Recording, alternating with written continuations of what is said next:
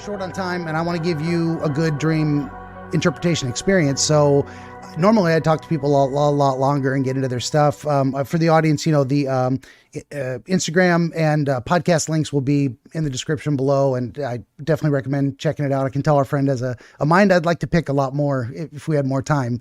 But do you feel like you're ready to get into the dream thing? What we can do?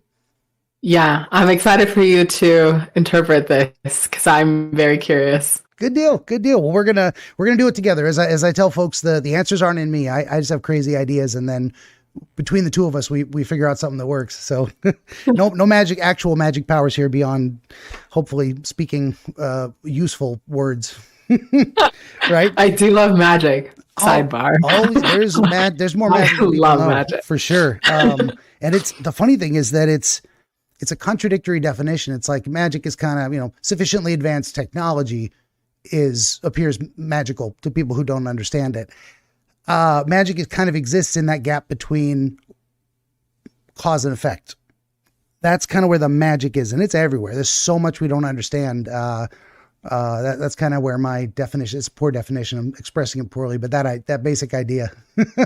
No, I think it's a great definition. I think it can mean different things for different people. Like, I get really excited and emotional, actually, which is interesting because I'm a fairly logical person. But when I see couples and you catch certain glimpses of them, like leaning in to talk with each other or holding their hands or doing something that truly professes there is so much love here, I think that's magic. Or when you witness parents being so loving with their kids, I think that's magical. Or people that are overcoming addictions or that were suicidal and now are like, oh no, I want to live now and I love life. And you check in on them, and from a certain time, they're like doing all of these things that they never thought they could be doing.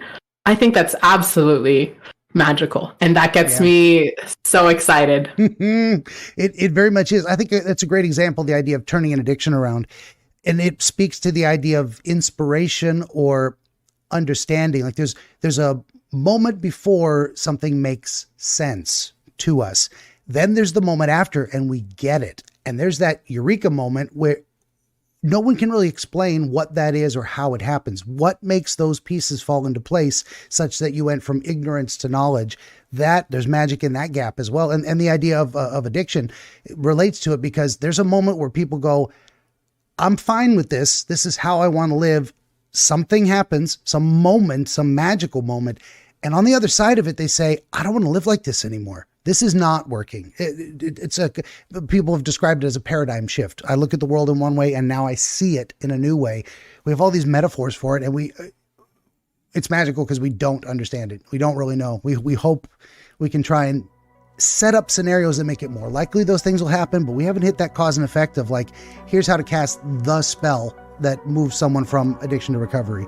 We're working on the formula, but we haven't gotten the alchemy yet.